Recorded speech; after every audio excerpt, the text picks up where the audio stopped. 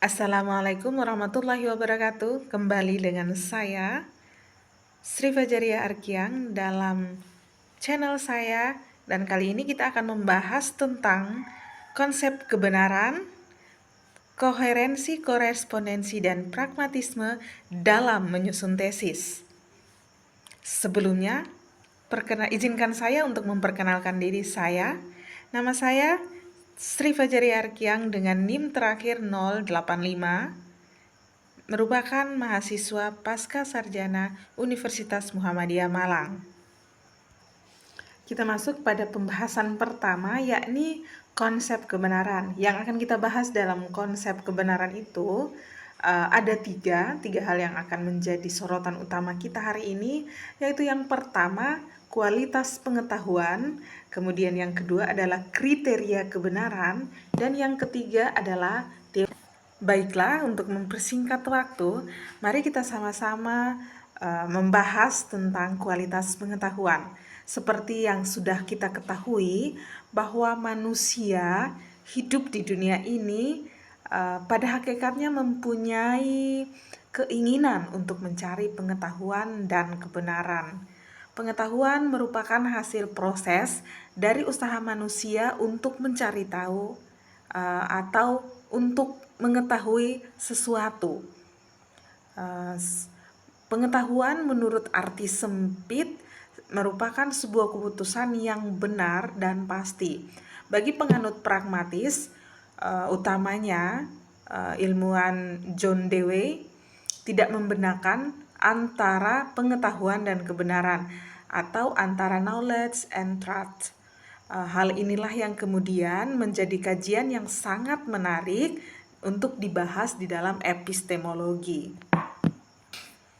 Pada dasarnya, manusia memiliki sifat untuk mencari suatu kebenaran dengan sendirinya. Hal ini yang dibahas di dalam Buddhist Trisna pada tahun 2016 mengatakan bahwa setiap ilmuwan itu memiliki kewajiban untuk mengarahkan segenap kegiatan ilmiahnya sampai pada tujuan umum yang hendak dicapai di setiap ilmu pengetahuan. Tujuan dari hal tersebut dapat kita ketahui yaitu untuk memperoleh kebenaran ilmiah dan sedapat mungkin juga untuk mencapai atau meningkatkan kebahagiaan umat manusia.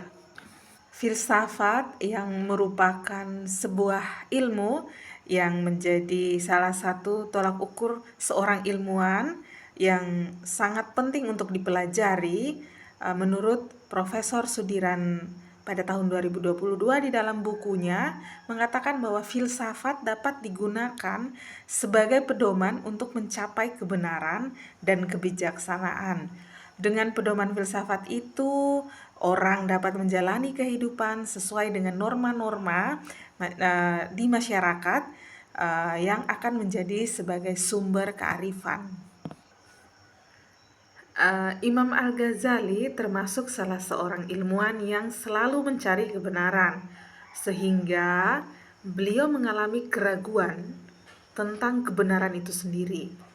Dalam mencari kebenaran, seorang Imam Al-Ghazali mempelajari begitu banyak ilmu, seperti ilmu kalam, tetapi ilmu kalam bagi seorang Imam Al-Ghazali tidak memuaskan untuk mencari kebenaran itu sendiri, sehingga kemudian dia mempelajari ilmu filsafat. Ternyata hal tersebut pun sama, sehingga beliau memperdalam lagi pembelajarannya dia sampai pada ilmu ajaran batinia. Dari contoh atau ungkapan di atas dapat kita pahami bahwa kebenaran itu sangat penting, namun untuk persoalan kebenaran itu sangatlah relatif, karena mungkin pada hari ini benar, namun besok harinya belum tentu benar. Baiklah, mari kita lanjutkan pada pembahasan berikutnya, yaitu kriteria-kriteria dalam menentukan kebenaran, atau biasa kita sebut juga dengan kriteria kebenaran. Pengertian dari kriteria kebenaran adalah ukuran yang menjadi dasar dan penilaian atau penetapan sesuatu. Sedangkan kata-kata kebenaran itu sendiri berasal dari kata-kata yang benar, yang berarti sesuatu sebagaimana adanya atau seharusnya. Sedangkan kebenaran sendiri itu memiliki arti, yaitu keadaan yang cocok dengan keadaan yang sesungguhnya ada pada kenyataannya. Dalam hal ini ada beberapa filsuf besar yang mengemukakan tentang kebenaran itu sendiri atau pengertian dari kebenaran itu sendiri. Yang pertama yaitu Aristoteles. Aristoteles mengemukakan bahwa kebenaran adalah persesuaian antara pikiran dan kenyataan. Kemudian menurut Plato, kebenaran adalah sesuatu yang terdapat pada apa yang dikerjakan untuk dikenal.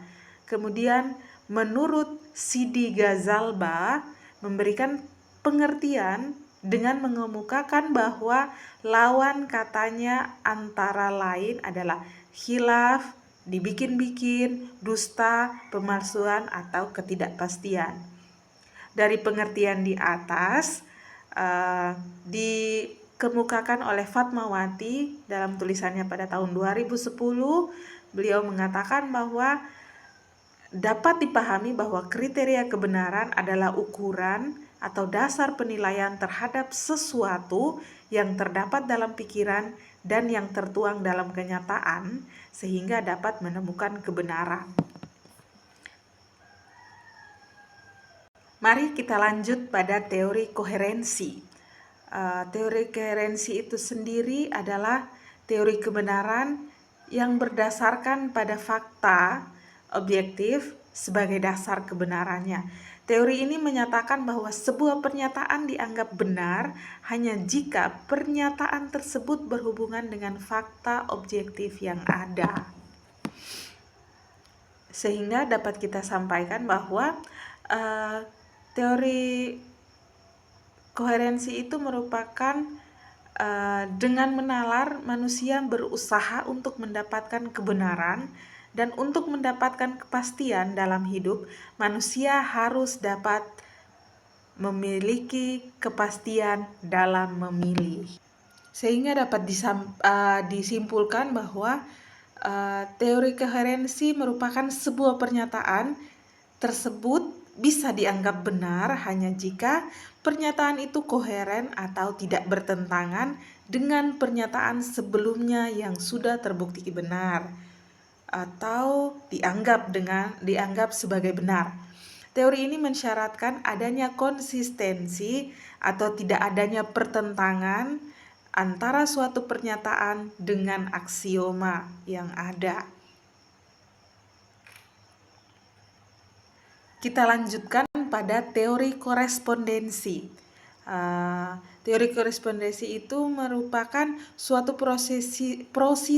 proposisi yang dianggap benar bila pernyataan itu bersifat koherensi atau konsisten dengan pernyataan sebelumnya yang dianggap benar. Teori korespondensi itu sendiri merupakan suatu proposisi yang dapat dikatakan benar bila itu berhubungan dengan fakta-fakta yang ada. Itulah yang disebut dengan korespondensi. Teori ini sendiri dipelopori oleh Plato, kemudian dikembangkan oleh Aristoteles, dan kemudian dikembangkan lagi oleh Bertrand Russell. Teori korespondensi digunakan untuk proses pembuktian secara empiris dan dalam bentuk pengumpulan data-data yang mendukung suatu pernyataan yang telah dibuat sebelumnya. Dalam korespondensi mengandaikan adanya subjek, objek eksternal, aktivitas yang mengikut keduanya. Teori ini berpendapat bahwa kebenaran itu adalah apabila ada hubungan kesesuaian antara subjek yang menyadari dengan objek yang disadari. Seperti yang dijelaskan oleh Mustafa bahwa apabila penyampaian ini sesuai dengan kenyataan, maka itu adalah benar. Tetapi kalau tidak sesuai dengan kenyataan, maka itu adalah salah. Sehingga dapat kita lihat perbedaan antara teori koherensi dan teori korespondensi. Bisa dikatakan bahwa teori koherensi merupakan aliran rasionalis, sedangkan teori korespondensi adalah aliran empiris.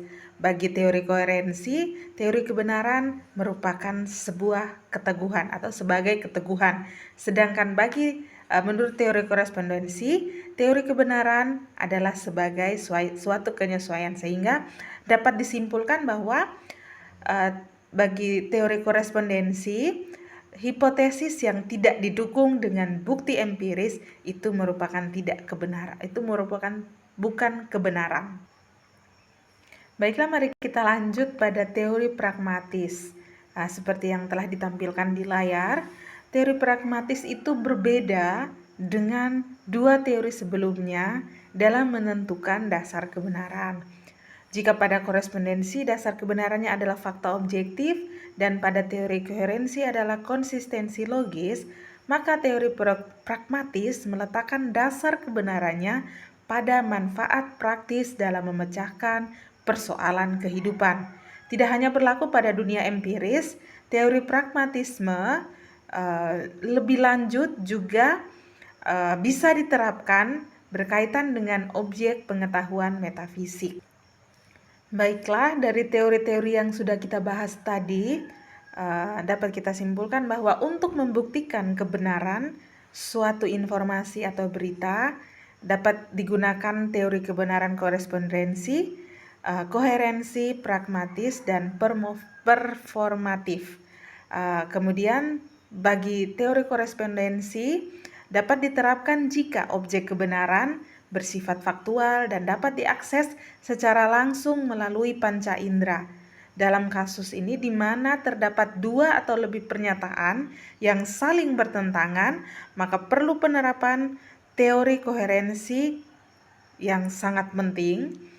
Kemudian pernyataan dianggap benar harus konsistensi dengan informasi lain yang sudah terbukti benar sebelumnya. Dalam penyusunan tesis, implementasi dan kegunaan dari fungsi teori dalam penelitian menurut Koper tahun 2006, yaitu yang pertama, teori mempersempit atau membatasi ruang atau kawasan dari fakta yang akan kita pelajari. Kemudian ke nomor 2, teori juga menyarankan sistem pendekatan penelitian yang disukai untuk mendapatkan makna yang sesungguhnya. Ketiga, teori menyarankan sistem penelitian yang memungkinkan untuk mengimpose data sehingga diklasifikasi dalam jalan yang lebih bermakna. Yang keempat, teori merangkum suatu pengetahuan tentang sebuah objek kajian dan pernyataan yang tidak diinformasikan yang di luar observasi yang segera. Kemudian yang terakhir adalah teori dapat digunakan untuk memprediksi fakta-fakta yang lebih jauh yang bisa ditemukan di dalam penelitian. Demikian yang dapat saya sampaikan kali ini. Semoga bermanfaat. Kurang dan lebihnya saya memohon maaf. Wabillahi taufiq wal hidayah. Wassalamualaikum warahmatullahi wabarakatuh.